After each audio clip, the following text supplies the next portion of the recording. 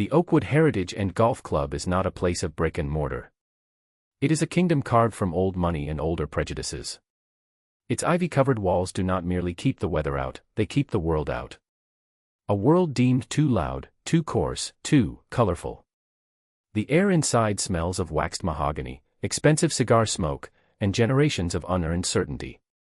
The light itself seems different here, filtered through tall, arched windows that look out onto 150 acres of unnaturally green lawn, a green so perfect it feels like an accusation against the chaos of nature.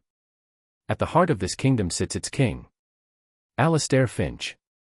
He is not merely the club president, he is its living embodiment. A man sculpted from granite and disdain, with a jawline that seems perpetually clenched against the vulgarities of modern life. His silver hair is combed with a severity that allows no strand to rebel. His suits are tailored in London, his shoes cobbled in Italy, and his worldview forged in an era where the lines were clear, the hierarchies were sacred, and a man's worth was measured by the purity of his bloodline and the zip code of his summer home. He stands now on the grand portico, a general surveying his immaculate battlefield. His gaze sweeps over the manicured putting green, the shimmering blue of the Olympic-sized swimming pool, and the distant, stately progress of a golf cart. Everything is in its place. Everything is as it should be. Orderly. Exclusive. Pure. Alastair Finch wears his power not like a suit, but like a second skin. It is in the condescending tilt of his head, the dismissive flick of his wrist, the deep, booming timbre of his voice that expects and receives absolute obedience. He believes, with the unshakable faith of a zealot, that he is a gatekeeper. A guardian of tradition. A bulwark against the rising tide of mediocrity that threatens to swamp the world. His world. Then, he sees it. A disruption in the perfect tapestry. A modest, dark blue sedan, practical and clean but utterly devoid of European prestige, crunches up the long, gravel driveway. It is an intrusion, a discordant note in the symphony of wealth. A Toyota in a sea of Bentleys and Porsches. Alastair's lip curls into a subtle sneer. Probably a contractor who missed the sign for the service entrance. Or worse, someone who is simply lost. The car pulls to a stop, not in the guest parking, but directly in the circular drive before the main entrance, a space reserved for member drop-offs. The sheer audacity of it tightens the knot of irritation in Alastair's chest. The driver's side door opens, and a man steps out. Marcus Thorne. He is young, perhaps in his early 30s. He wears a simple but well-pressed polo shirt and dark slacks. He is not imposing in stature, but he carries himself with a quiet, calm dignity. He is black. Alastair's irritation hardens into something colder, sharper. Contempt. Marcus moves to the passenger side and opens the door for his wife, Lena, whose smile is warm and hopeful as she takes in the grand facade of the clubhouse. From the back seat emerges a small girl, no older than 7, her hair in 2 neat braids, her eyes wide with a child's unfiltered wonder. This is Maya. She clutches a small unicorn backpack and gazes at the shimmering pool with an expression of pure, unadulterated joy. They look, to Alastair's jaundiced eye, like a perfectly nice family. A perfectly nice family that has absolutely no business being here. He descends the wide stone steps, his movements deliberate and regal. He is not walking, he is processing. He positions himself directly in their path, a human wall of privilege. May I help you? The question is a blade wrapped in velvet. It is not an offer of assistance. It is a challenge. Marcus meets his gaze, his expression open and polite. Good morning. We're the Thorns. We have a guest pass for the day. My daughter is very excited to see the pool. He gestures with a printed email in his hand. Alastair does not even glance at the paper. His eyes, the color of a winter sky, flick from Marcus to Lena, and then linger for a moment on the small, hopeful face of their daughter. The look is appraising, dismissive, like a jeweler spotting a fake gem. A guest pass, Alastair repeats, drawing the words out as if they are a foreign, distasteful concept. I believe you've made a mistake. This is a private club. I don't think so, Marcus says, his tone still even, still patient. It was arranged by one of your members. Mr. Henderson. Alastair allows a small, cruel smile to touch his lips. Ah, Bob Henderson. Yes. A man with a bleeding heart and a lamentable lack of judgment, he waves a dismissive hand. There is no pass. The service entrance is around the back if you have a delivery. Otherwise, I suggest you leave the grounds. Immediately. He turns his back on them, a final, definitive act of erasure. He has dealt with the intrusion. The kingdom is secure once more. He begins his ascent back up the steps, expecting the sound of a car door closing and the crunch of gravel as the Toyota retreats in shame. He hears nothing. He pauses, halfway up the steps, and turns back. They are still there. Marcus has not moved. His posture has not changed, but there is a new stillness about him. Lena has placed a protective hand on Maya's shoulder. The child's face, once bright with excitement, is now clouded with confusion and a dawning sense of hurt. "I believe you misheard me," Alistair says, his voice losing its velvet sheath, revealing the cold steel beneath. "This is private property." "And I believe you're mistaken," Marcus replies. His voice is quieter now, but it carries a weight that it did not have before. "We have a right to be here. We are guests of a member in good standing." The scene has begun to attract an audience. A few members, clad in pastel linens and expensive golf attire, have paused on their way to the first tee. They watch with a mixture of curiosity and detached amusement. This is a bit of morning theater. The president putting the riffraff in their place. Alistair feels a surge of righteous power. He thrives on this. The public affirmation of his authority. He descends the steps again, this time stopping mere inches from Marcus, forcing the younger man to tilt his head back slightly to maintain eye contact. Alistair revels in the physical intimidation. "Let me be perfectly clear for you," he hisses, his voice a low growl meant only for Marcus but loud enough for the onlookers to appreciate the drama. "This club has standards. A legacy. We have a certain character to uphold. We do not allow just anyone to wander onto our grounds. Your piece of paper means nothing. Your sponsor's poor judgment means nothing. You are not welcome here." The word hangs in the air, thick and ugly. Anyone. Everyone on the portico knows what it means. It is a word polished by decades of use in places like this, a shorthand for everything Alistair Finch believes he is protecting his kingdom from. From the corner of the veranda, Bob Henderson, a kindly, balding man in his late 60s, steps forward. He looks flustered, his face flushed with embarrassment and anger. "Alistair, for heaven's sake, what is the meaning of this? I invited the Thorns. Marcus is a colleague of my son's. He's a good man." Alistair turns his head slowly, fixing Bob with a look of pure ice. "Robert. You will return to your tea time. And we will have a discussion later about the club's bylaws regarding guests. Specifically, the clauses on suitability and decorum, which you have so flagrantly ignored." Bob withers under the glare. He is a good man, but not a brave one. He opens his mouth, then closes it. He looks at Marcus with an expression of profound apology, then shuffles away, defeated. The ineffective ally has been routed. The king remains unchallenged. The small crowd of members murmurs with approval. Alistair had put Henderson in his place as well. The proper order was being restored. Alistair turns his full, venomous attention back to Marcus. "Now. You have seen that your presence here is an embarrassment to your own sponsor. You have been told to leave. If you do not vacate my property in the next 60 seconds, I will have security escort you out. And I assure you, they will not be gentle. We will have you charged with trespassing." He smiles, a thin, bloodless line. He is enjoying this. The complete and total humiliation of this man. This family.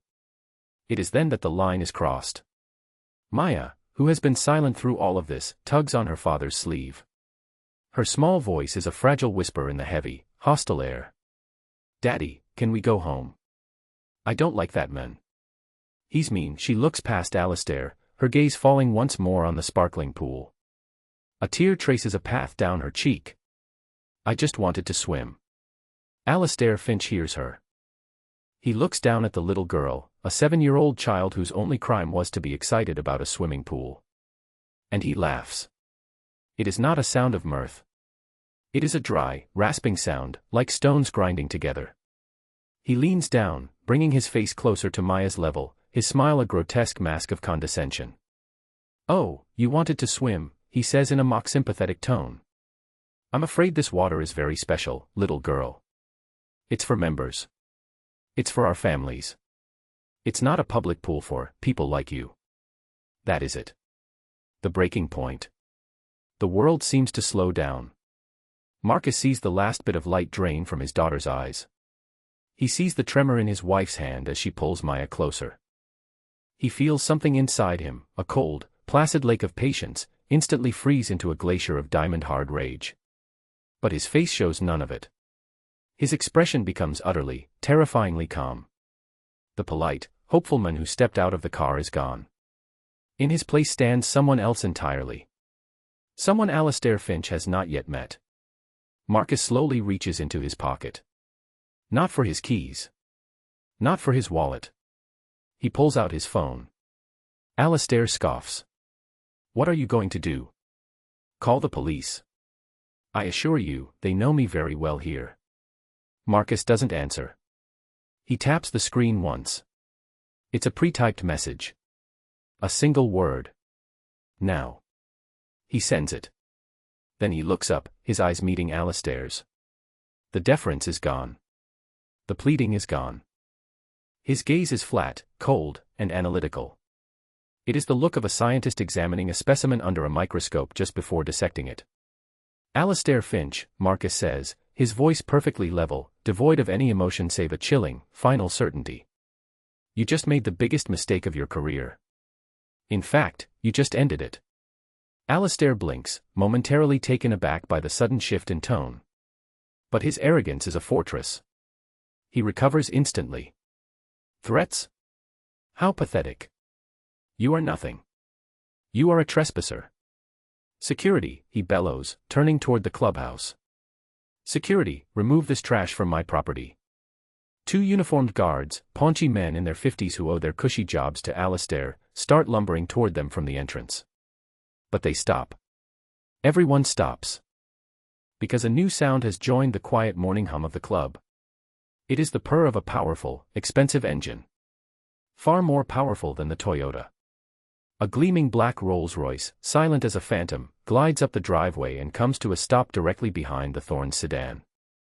Its presence is so commanding, so utterly dominant, that it makes every other vehicle in the vicinity look like a child's toy. The rear door opens. A man in an impeccably tailored dark gray suit emerges. He is older, with a severe face and the posture of a man accustomed to wielding immense, invisible power. He holds a slim leather portfolio. This is Mr. Graves, the chief legal counsel for Sterling Acquisitions. He ignores everyone else and walks directly to Marcus. He inclines his head slightly. Mr. Thorne. Everything is in order. Marcus nods. He turns his attention back to the now confused Alistair Finch. The security guards have halted, uncertain. The gallery of members on the portico is silent, their morning's entertainment having taken a very strange turn. Allow me to reintroduce myself, Marcus says, his voice cutting through the silence like a scalpel. My name is Marcus Thorne. I am the Executive Vice President and Acting Director of Operations for Sterling Acquisitions. Alistair's face is a mask of confusion. The name means nothing to him. Sterling what? I don't care who you work for. This is my club. No, Marcus says softly. It isn't. He gestures toward Mr. Graves, who opens the leather portfolio. As of 9 o'clock this morning, Eastern Standard Time, Marcus continues, his voice rising in volume, projecting to every single person watching, Sterling Acquisitions, on behalf of its sole proprietor, Mr. Caspian Sterling, finalized its purchase of the Oakwood Heritage and Golf Club. The land. The buildings. The assets. The brand. He takes a step closer to Alistair, invading his space just as Alistair had invaded his. And the debt. All $63 million of it. The debt that you, Mr. Finch, have been hiding from your members and your board for the last 18 months. A collective gasp ripples through the crowd on the portico. 63 million. Hiding. The foundation of their world trembles. Alistair's face, which had been flushed with righteous fury, begins to pale. A sickly, grayish tinge creeps into his skin. That's a lie. Slander. This club is financially sound. Is it? Marcus asks, his tone laced with a deep, chilling irony. He looks at Mr. Graves. Mr. Graves, would you be so kind as to enlighten Mr. Finch? The lawyer steps forward, his expression impassive. He reads from a document in a dry, emotionless monotone that is more damning than any shout. Pursuant to the final acquisition agreement, triggered by covenant breaches related to leverage debt ratios, Sterling Acquisitions has assumed full operational control of all entities under the Oakwood corporate umbrella. Effective immediately. The existing Board of Governors is hereby dissolved. All executive employment contracts are subject to immediate review and termination, for cause. He looks up from the paper, his gaze pinning Alastair to the spot. You no longer have any authority here, Mr. Finch. The power shift is instantaneous. It is a physical force, sucking the air from Alastair's lungs, buckling his knees.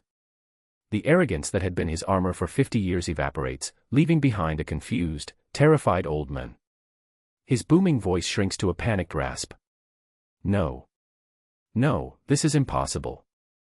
The board would never sell. I would never allow it. You weren't asked, Marcus says, the words striking like hammer blows. Your primary lenders were. They held the notes on your debt. When we offered to buy those notes at 100 cents on the dollar, they were quite enthusiastic. They saw the same financial statements we did. The ones you cooked, Alastair. The ones that hid the deficits, the skimming, the vanity projects that were bleeding this place dry. Marcus raises his phone again. He taps the screen, and it connects to a small, powerful Bluetooth speaker he places on the hood of the Toyota. He has transformed his family sedan into a podium. Let's talk about standards, Alastair. You seem to value them. Let's look at the club's bylaws. Your bylaws. An audio file begins to play. It is a recording of a board meeting from 3 months prior. Alastair's voice, pompous and self-assured, booms from the speaker. The membership fees must be increased by 15%. It is a matter of prestige. We must maintain the illusion of untouchable exclusivity. They'll pay. They always do. Marcus stops the recording. The illusion of exclusivity. What you didn't tell them was that the 15% increase was to cover the interest payment on a secret, high-risk loan you took out to finance the new marble fountain in the lobby. A fountain you commissioned from a company owned by your brother-in-law, at a 30% markup. Alastair stumbles back a step, his face a mess of disbelief and horror. The members on the porch are looking at him now not with admiration but with dawning fury. They were his flock, and he was the wolf. Now let's talk about character, Marcus continues, his voice relentless. He plays another clip. This one is from a phone call, clearly recorded. Alastair's voice again, this time conspiratorial and dripping with venom. Don't worry about the diversity initiative. It's just for the papers. We'll accept the Goldman application, they're the right kind of Jewish family, if you know what I mean. But the Patels? Denied. We'll find a reason. We always do. The crowd gasps again, louder this time. Several members who had been enjoying Alastair's earlier performance now look physically ill. They were part of a club, they thought. A community. They are realizing now they were just props in one man's ugly, bigoted drama. Alastair's composure shatters completely. The king is dethroned, his robes torn away to reveal the naked, pathetic tyrant beneath. Lies. All lies. Doctored recordings. You can't prove any of this, he shrieks, his voice cracking. He points a trembling finger at Marcus. Who are you to come here and do this? Who the hell are you? Marcus smiles.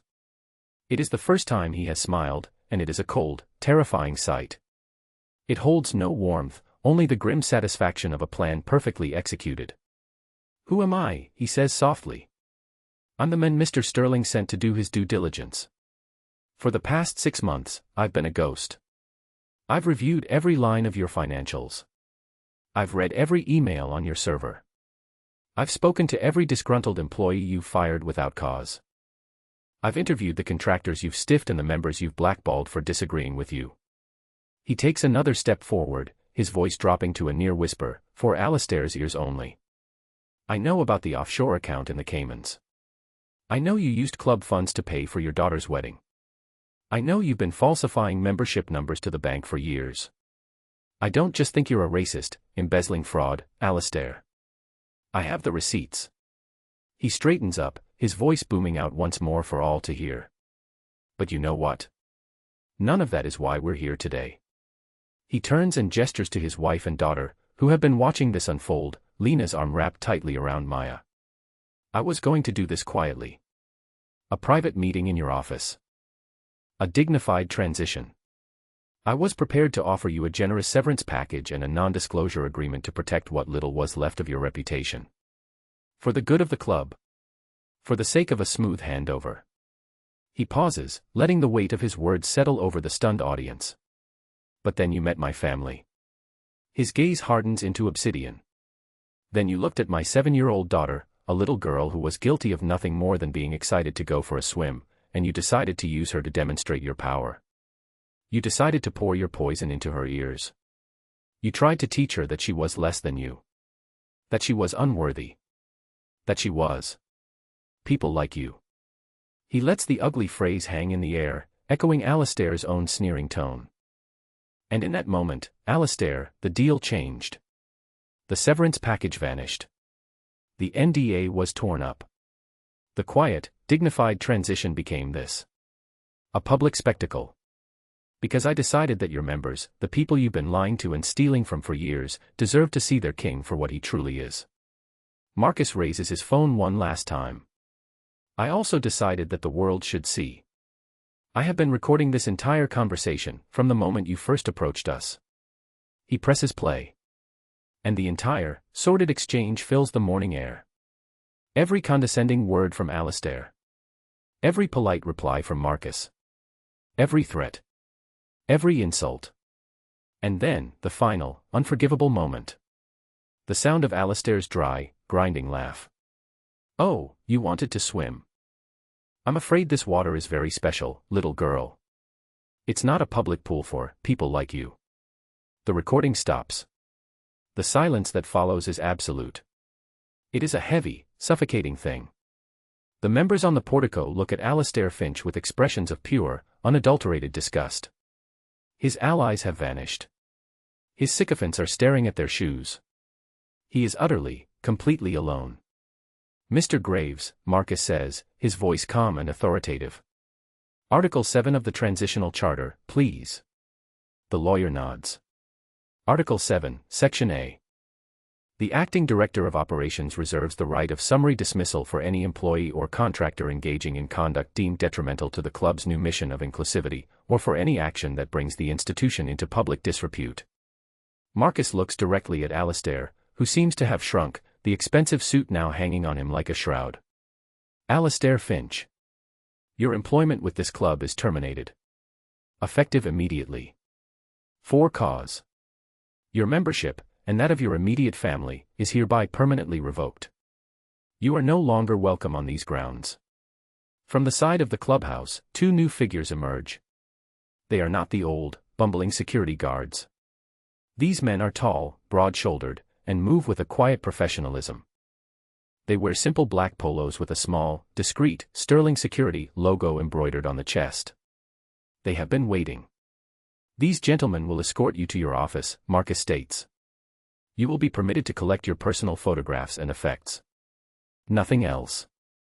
You have 10 minutes. After that, you will be escorted to the property line. If you ever set foot on this property again, you will be arrested for trespassing. Do you understand? Alistair Finch does not answer. He just stands there, his mouth opening and closing, making no sound, like a fish gasping for air on a dry dock. His kingdom has crumbled to dust around him. His power, his identity, everything he built his life upon, has been annihilated in the space of 10 minutes. The sterling security guards flank him. One of them places a firm, but not unkind, hand on his elbow. This way, sir. The use of the word sir is the final, exquisite cruelty. A polite formality offered to a man who has just been stripped of everything. As they lead him away, a broken, shuffling figure, Alistair turns his head for one last, desperate appeal. His eyes scan the crowd of members, the people who once feared and revered him. He is searching for an ally, a friendly face, a single person who will speak up for him. He finds nothing. Every single person turns away. Marcus watches him go, his face impassive.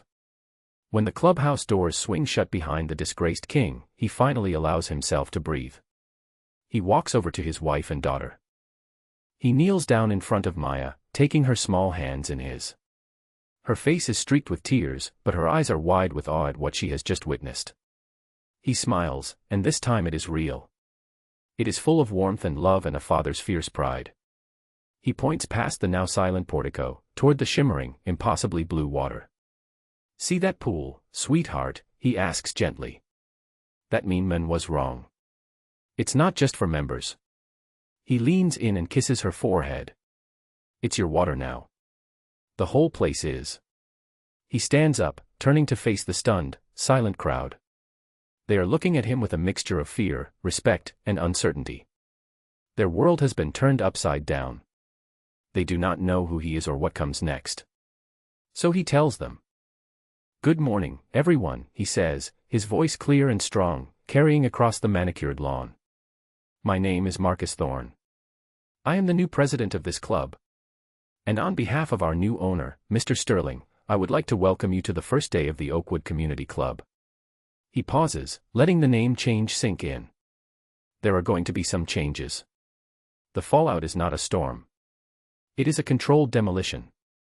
Alastair Finch's ruin is methodical, absolute, and meticulously documented. The story of his public downfall, complete with the audio recording Marcus anonymously leaks to a national news outlet, becomes a viral sensation.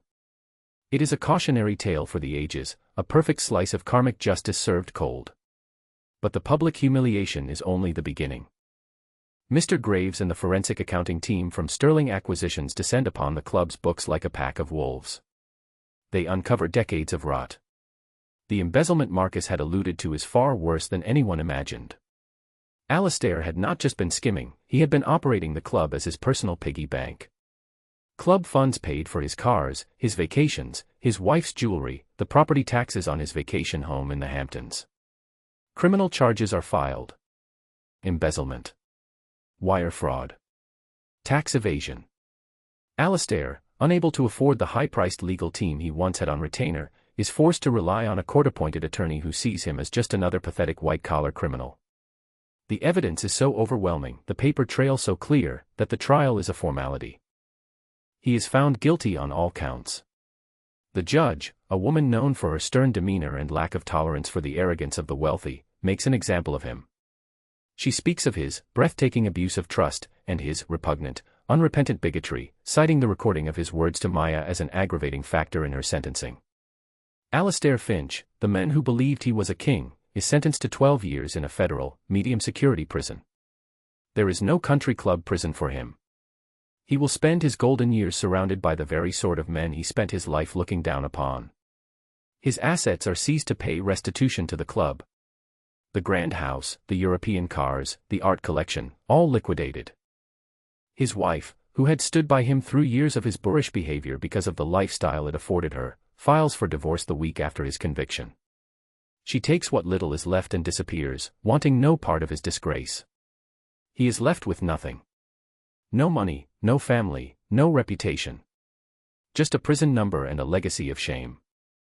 The other board members who were complicit in Alastair's reign, the ones who looked the other way in exchange for preferential treatment and a seat at the king's table, are not spared. Marcus offers them a choice: resign immediately and quietly, or have their own lesser financial indiscretions exposed to the new, enthusiastic district attorney. They all resign. Their names are scrubbed from the club's history, their portraits removed from the Hall of Presidents, they become social pariahs, their quiet retirements soured by the stain of their association with Finch. The rewards for the heroes are just as profound. Marcus Thorne, as promised, is officially installed as the permanent president of the newly christened Sterling Community Club at Oakwood. Mr. Sterling, a man who values competence and character above all else, gives him complete autonomy and a virtually unlimited budget. His mandate is simple: make it a place you would be proud to bring your daughter to. Marcus's salary is more than triple what Alastair had been paying himself. The Thornes are moved from their modest suburban home into the stately president's residence on the club grounds, a beautiful stone house overlooking the 18th hole that Alastair had treated as his private manor. Lena, who has a background in community organizing, is given a salary position as the director of community outreach. Their first act is to find Bob Henderson, the man who had tried, however feebly, to stand up for them. Marcus invites him to his new office, the same opulent, wood-paneled room where Alistair once held court. Bob arrives, nervous and expecting to be cast out for his association with the old regime. Instead, Marcus offers him a seat on the new advisory board. "You were the only one who showed us an ounce of decency that day, Bob," Marcus tells him. "That's the only qualification that matters for this new board." Decency, Bob, his eyes filling with tears, accepts immediately. He becomes one of Marcus's most loyal and vocal supporters. The systemic change is the most powerful result of all. Under Marcus's leadership, the club is reborn. The membership rules, once a labyrinth of unwritten codes designed to exclude, are rewritten from scratch. The new philosophy is one of radical inclusivity. Membership is open to anyone who applies, with dues structured on a sliding scale based on income. The club once designed to keep people out now actively seeks to bring them in. Marcus uses the sterling budget to create the Maya's Promise Scholarship. It's a fund that provides free summer memberships to 100 children from underprivileged communities in the area each year. They get swimming lessons, golf clinics, tennis instruction, and access to tutoring, all on the immaculate grounds once reserved for the ultra-rich. The program becomes the heart and soul of the new club. The stuffy, formal dining room is converted into a family-friendly bistro. The men's-only cigar lounge becomes a state-of-the-art learning center with computers and a library for the scholarship kids. The culture of the club shifts from one of snooty exclusion to one of vibrant, noisy, joyful community. Some of the old guard members leave in a huff, muttering about falling standards. They are not missed. For every one that leaves, 5 new families, diverse in race, religion, and economic background, join, eager to be part of the new vision. The story of the Oakwood takeover has a ripple effect. Other private clubs in the region, terrified of a similar fate or simply shamed by Oakwood's example, begin to quietly reform their own discriminatory policies. The monolith of old-world prejudice begins to crack. 2 years later. It is a perfect Saturday in July. The sun shines brightly on the Sterling Community Club at Oakwood. The sounds are different now. The quiet hum of polite conversation has been replaced by the joyous shrieks of children playing, the splash of cannonballs in the pool, the encouraging shouts of parents at a youth soccer game on what used to be a polo field. Marcus Thorne stands on the same portico where his family was once humiliated. He wears a simple club-branded polo shirt and a relaxed smile. He is not a king surveying his kingdom, he is a steward watching over his community. He watches as a group of children from the Maya's Promise program receive their medals for a swimming competition. They are black, white, Hispanic, Asian. They are a kaleidoscope of the world Alistair Finch tried so desperately to keep out. He sees Lena at the edge of the pool, clipboard in hand, organizing the next event. She catches his eye and gives him a radiant smile. A smile of shared victory, of a dream made real. His gaze falls upon his own daughter. Maya is 9 now. She is confident and effervescent. She is in the pool, not just swimming, but teaching. She is patiently showing a younger boy, a new scholarship kid who looks nervous and unsure, how to float on his back. She is gentle and encouraging, her voice carrying across the water. "You can do it. See. Just trust the water. It will hold you up." Marcus feels a lump form in his throat. This is the legacy. Not the buildings, not the name on the gate. This moment. A child who was once made to feel small and unworthy is now teaching another child how to be brave. The poison Alistair tried to inject had been transformed into an antidote. He thinks, for a fleeting moment, of Alistair Finch. He had seen a recent photo of him in a news article about prison reform. The man in the picture was a ghost. Gaunt, gray, with the defeated eyes of a man who has lost everything, because he had built his entire identity on a foundation of sand. His fortress of arrogance had been washed away by the tide, leaving nothing behind. Alistair believed his heritage was in his bloodline, in the walls he built to keep others out. He was wrong. True heritage is not what you keep for yourself. It is what you build for others. It is the opportunities you create, the kindness you show, the barriers you tear down. It is the legacy that lives on in the laughter of children splashing in a pool where they are all welcome. Marcus Thorne looks out at the vibrant, thriving community he has built from the ashes of one man's hate. He knows, with a certainty that settles deep in his soul, that this is just the beginning. The work is not over. But here, in this place, on this day, the world is a little bit brighter, a little bit fairer, and the water holds everyone up.